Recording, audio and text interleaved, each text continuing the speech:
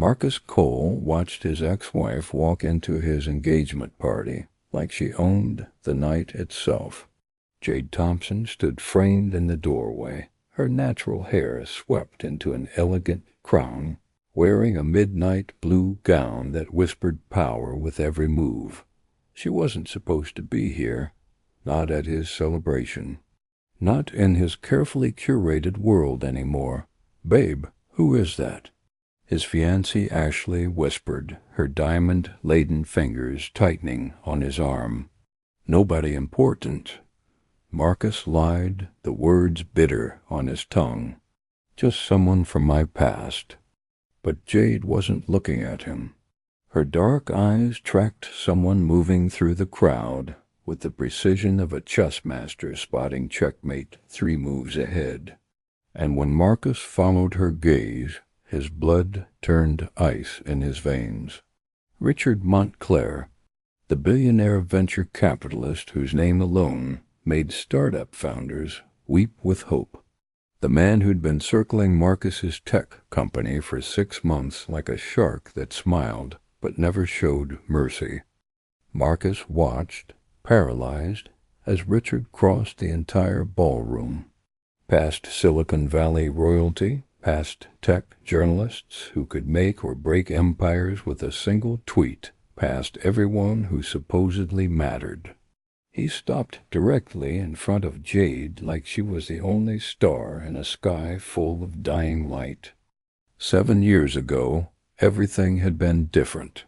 Back then, Marcus and Jade shared a converted garage in Oakland that smelled like burnt ramen and impossible dreams. They worked 70-hour weeks building something from nothing. 2 black kids from the wrong side of opportunity trying to code their way into legitimacy. "We're bleeding out," Marcus had said one night, staring at their bank balance like it was a death sentence. "We've got maybe 3 months before we have to shut this down and crawl back to corporate jobs that'll never see us as more than diversity hires." Jade had looked up from her laptop, exhaustion carved into every line of her beautiful face. "Let me try something. Give me 2 weeks. 3 weeks later, she'd built what no one else had even conceived was possible.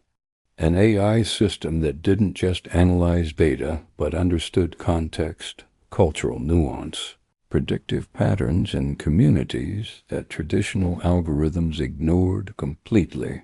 It learned from neighborhoods that venture capital had written off. It saw value where Silicon Valley had trained itself to see nothing. Hello, friends. Welcome to Black Bite Stories. Before we begin today's story, make sure to like this video and subscribe to our channel. And don't forget to tell us in the comments, where are you watching from? We love hearing from our global family. Marcus had watched the demo with tears in his eyes. "Jade, this is revolutionary. This doesn't just level the playing field. This rebuilds it from the ground up." She'd smiled, that gorgeous smile that made him believe anything was possible. "We did this together. That's what makes it unbeatable." He'd kissed her then, tasting coffee and hope and a future they were building brick by impossible brick. Their first major pitch should have been their breakthrough moment. Marcus stood backstage at the TechCrunch conference, his presentation loaded on Jade's laptop. The one with all her architectural diagrams, her code comments, the mathematical elegance that only she truly understood. "You ready?" she'd asked, straightening his tie with those steady hands that could reshape reality through code. "We're ready," he'd promised. But when the spotlight hit and the investors leaned forward in their leather chairs, Marcus walked out alone. "Good morning. I'm Marcus Cole, and I'm about to show you how artificial intelligence can finally serve the communities it's always ignored." In the wings, Jade had gone completely still. He'd presented her system as his innovation, her algorithms as his breakthrough, her sleepless nights as his visionary genius. The investors had eaten it up. A young black man disrupting tech's racial blindness with cutting-edge AI. It was a narrative they could sell, a story they could invest in. Afterwards, she'd waited for him in the parking garage. "What just happened in there?" "Marcus, we killed it," he'd said, adrenaline still singing in his blood. "Real money, Jade. 8-figure interest. This could change everything." "You didn't mention me once." "Not once. I said we. I said our team. You said my breakthrough. You said I developed. You said I envisioned." Jade's voice cracked.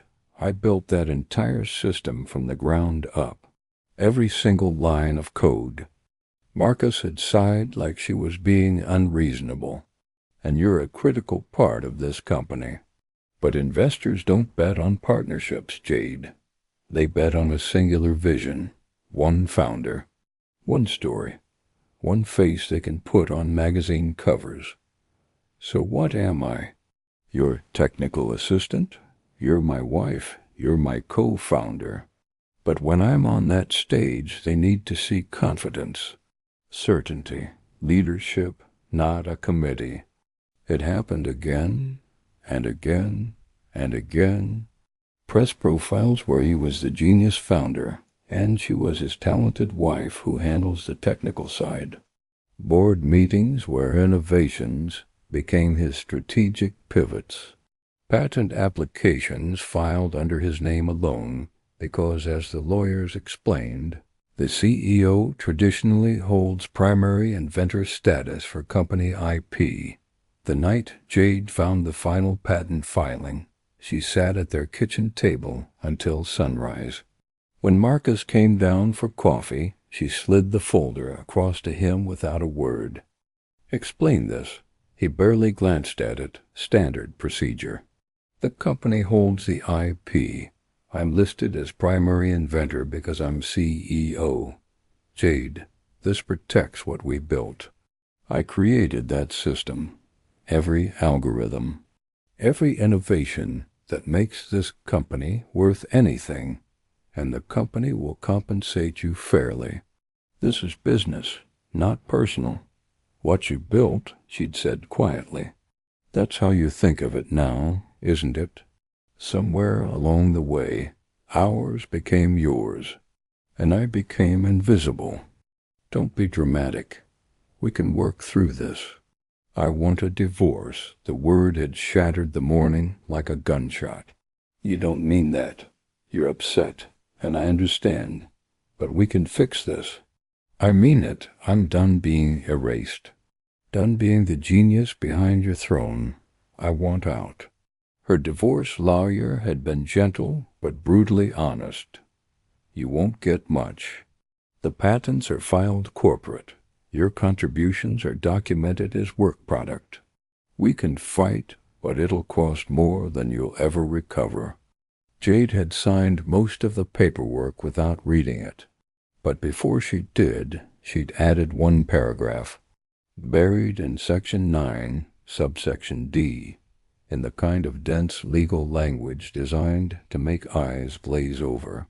In recognition of ongoing utilization of proprietary systems and core intellectual property developed solely by Jade Thompson during marriage, contingent equity of 22% shall activate upon any major capital event, including but not limited to acquisition, merger, or Series B investment exceeding $40 million. Marcus's lawyer had barely scanned it. The company was worthless then, barely surviving on hope and Marcus's increasingly desperate pitch meetings. They'd signed. Jade had walked away with her dignity and a clause that everyone assumed would never, ever matter.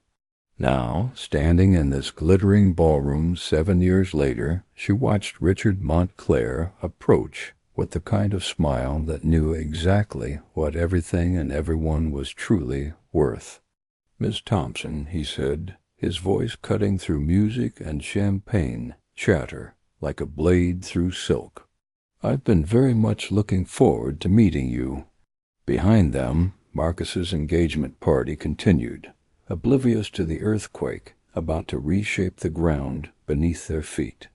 But Marcus himself had gone statue still, watching them like a man who'd just seen his entire future catch fire, and he had absolutely no idea what was coming for him. Richard didn't shake Jade's hand. He took it gently, turned it over, and studied her fingers like he was reading a biography written in calluses and coding scars. "These are the hands that built the Nexus AI. I'd recognize that architectural elegance anywhere."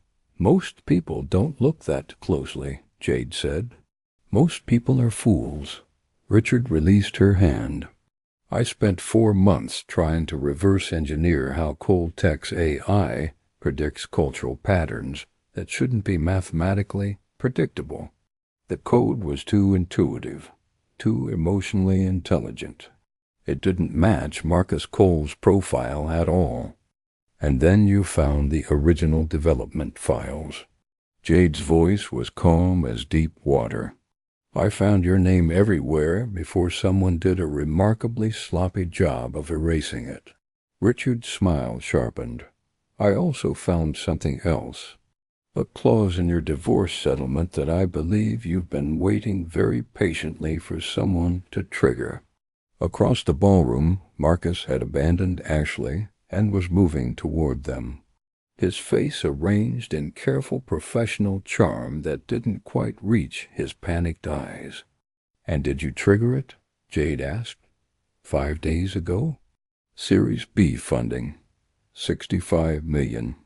The paperwork clears tomorrow morning." Marcus arrived with his hand extended, smile blazing like emergency lights. "I didn't realize you were coming tonight. What an incredible surprise." Richard ignored the offered hand completely. "I came to meet your ex-wife. I have a habit of identifying the actual talent in any organization before I invest in the performance surrounding it." The smile on Marcus's face froze solid. "I'm sorry, what?" "Don't be. It's a remarkably common problem in this industry. People mistake presentation for substance." Richard turned back to Jade. "I have something I'd like to show you inside. Would you join me?" "Jade." Marcus's voice cracked. "Wait. I didn't even know you'd received an invitation. How have you been?" She looked at him for the first time since arriving. "Busy? You? Good? Great, actually.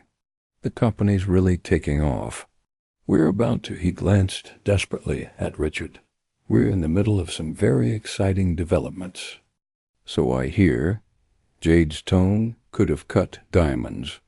"We should catch up," Marcus pressed, sweat beginning to show at his temples. "Coffee sometime. I'd love to tell you about where we've taken the platform." "My platform," Jade corrected softly. "Let's be accurate, Marcus. Since we're among friends who value truth, the music seemed to fade. Nearby conversations died. Heads turned. Marcus laughed, but it sounded like something breaking underwater. "Of course you were instrumental in the early development. I've always acknowledged that." "No," Richard interrupted coldly. "You've never acknowledged it. That's precisely the problem we're here to address." Ashley appeared at Marcus's elbow, confusion and champagne mixing dangerously in her expression. "Baby, what's happening? Who is this woman?" "Nothing, sweetheart. Just old business." Marcus's jaw was so tight it looked painful. "Jade, can we please speak privately for a moment?" "Why?" Jade asked. "We signed papers. Everything that needed saying was said 7 years ago when you chose credit over partnership." "That's not—" Marcus stopped himself. "Look, I know things ended badly. I know I made mistakes. But whatever Richard's told you, whatever he's implying, he gestured helplessly, can we handle this like adults?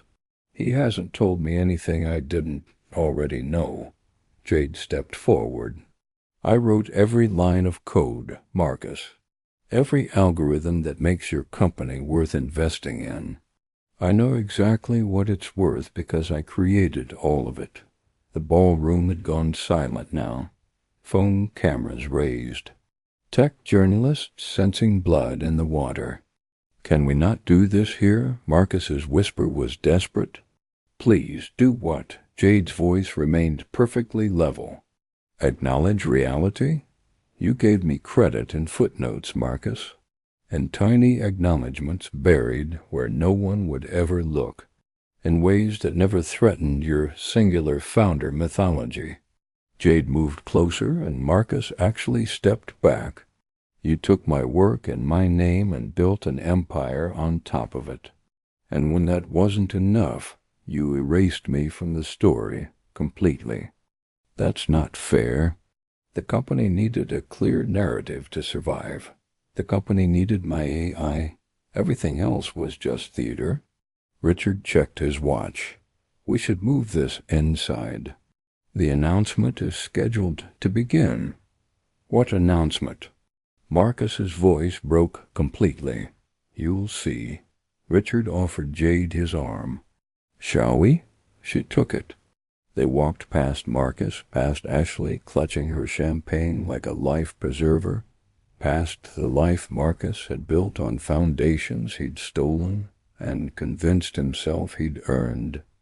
Inside, the venue's main room had been quietly transformed. A podium stood where the engagement cake had waited. Screens flickered to life on every wall.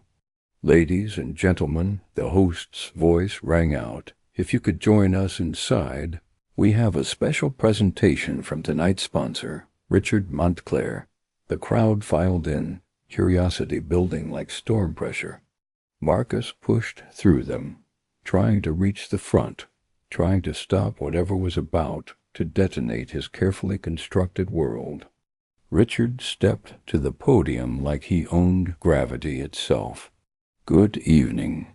I apologize for interrupting the festivities, but I have a profound belief in correcting historical errors when I discover them, and I've discovered a significant one. On the screens, code began to scroll. Complex, beautiful, unmistakable in its elegance. This is the Nexus AI system, the platform that powers Coltech, the innovation that convinced me to invest $65 million 5 days ago. Richard paused, let the room absorb those numbers. This system was created entirely by Jade Thompson. Jade's face appeared on every screen. Old photos from the garage days. Her standing in front of whiteboards covered in her handwriting, her mathematical poetry, her revolutionary thinking, her fingerprints on every innovation that Marcus had claimed as his birthright. Not Marcus Cole, not any development team. One black woman working night after night, solving problems that entire departments of overpaid engineers couldn't even properly conceptualize. Sebastian tried to speak. This is completely inappropriate. You can't just. What's inappropriate, Richard said, his voice slicing through the room like surgical steel, is theft, intellectual theft. The theft of credit, recognition, and fundamental truth. He turned to look directly at Marcus. When I invested in Coltech 5 days ago, I triggered a clause in your divorce settlement. A clause that recognizes Jade Thompson's sole authorship of your core technology and grants her 22% equity in the company upon major capital investment. The room erupted. Phones out. Cameras flashing. Marcus's face drained of all color. That clause, you can't. It's not legally binding. We'll fight this. I already filed it. Richard smiled like winter. The equity transferred this morning. As of now, Jade Thompson is officially the second largest shareholder in your company, and I own 30%. He walked down from the podium, crossed the room through stunned silence, and stopped directly in front of Jade. And then Richard Montclair, billionaire kingmaker, leaned down and kissed her. The kiss was brief, respectful, but absolutely unmistakable in its meaning and its claim. When he pulled back, the entire room held its breath. That, he said quietly, just to Jade, was 7 years overdue. This is insane. Marcus finally found his voice.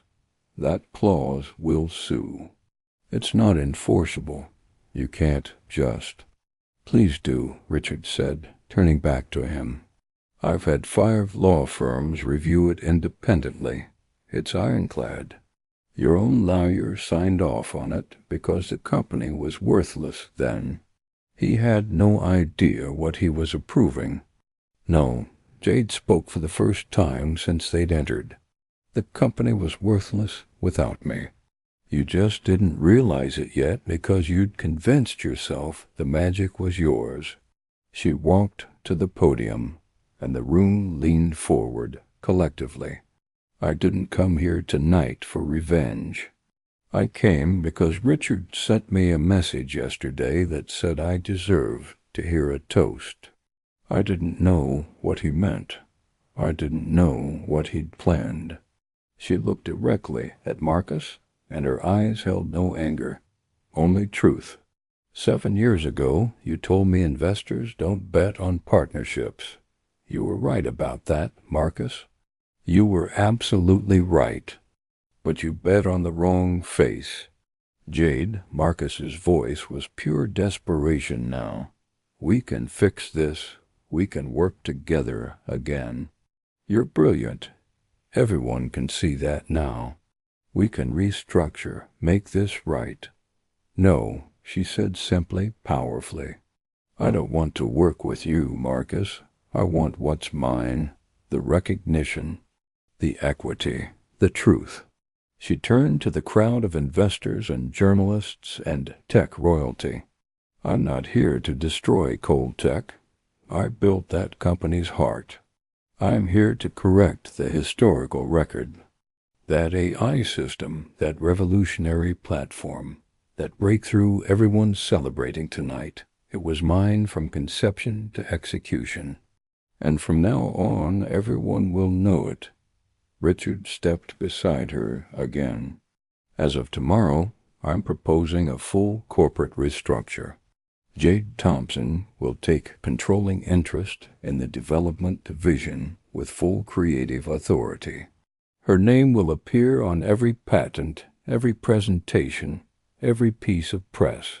No more footnotes, no more erasure, no more theft disguised as partnership.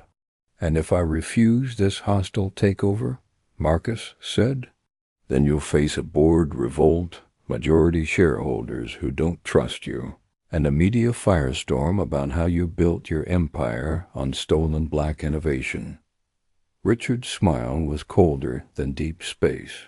But I don't think you'll refuse, Marcus. I think you'll accept the deal, keep your CEO title if you can earn it, and learn to share credit with the person who actually deserves all of it. Ashley pulled at Marcus's arm, tears streaming through expensive makeup. Marcus, what is he talking about? What did you do? Marcus didn't answer, couldn't answer. He was staring at Jade like he was seeing a ghost of every choice he'd made, every shortcut he'd taken, every time he'd chosen his ambition over their truth. When did you know? He finally asked, his voice barely a whisper. Know what? That you'd succeed this completely?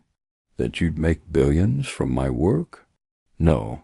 When did you know you'd get it all back? The day I signed those divorce papers. Jade's smile was gentle now, almost sad. I bet on myself, Marcus. The same way you taught me to back in that garage when we had nothing but each other and a dream. I just bet smarter. And I bet on someone who saw my value." Richard checked his watch. "The press release goes live in 15 minutes. I'd suggest you decide how you want to handle this. You can be the villain in this story, or you can be the man who finally did the right thing. Your choice." Marcus looked around the ballroom at the investors, the journalists, the people who'd come to celebrate his engagement and were now witnessing his reckoning. His party had become his judgment. "Fine," he said finally. "We'll discuss terms." "No," Jade said. "The terms are already set. You'll sign them tomorrow morning, or Richard will ensure every tech publication in the country knows exactly how coal tech was really built and who you really are." She walked toward the exit, Richard following, and every eye tracked them, like they were watching history reshape itself in real time. At the door, Jade turned back one last time. "Happy engagement, Marcus. I hope she's worth it." They left together, and behind them the party dissolved into chaos. Reporters shouting questions, investors demanding emergency calls, Ashley crying, and Marcus standing frozen in the center of his collapsing empire, finally understanding the true cost of stolen genius. The night air outside was cool and impossibly clean. "You didn't have to kiss me," Jade said, but she was smiling. That was dramatic. "I've wanted to do that since I read your original code 3 years ago," Richard said honestly. Tonight seemed like the right moment to stop being a coward about it. Jade laughed, the sound free and bright and completely unguarded. "You're either incredibly brave or spectacularly insane. Can't it be both?" They walked to his car, leaving the party and its wreckage behind. "What happens now?" Jade asked. "Now," Richard opened the door for her. "Now you go back to doing what you do best. Building revolutionary things, solving impossible problems, changing the world. Only this time everyone knows your name. Everyone sees your face. Everyone knows the truth." She slid into the car, and he closed the door gently. Through the window, she looked back one last time at the building, the lights, the celebration that had become her vindication. And then she looked forward, took a deep breath that felt like the first real breath in 7 years, and smiled. It felt like justice. It felt like recognition. It felt like a black woman finally getting everything she'd earned and everything she'd been denied. Inside that ballroom, Marcus Cole's empire was crumbling. Outside, in the quiet dark, Jade Thompson's was just beginning to rise.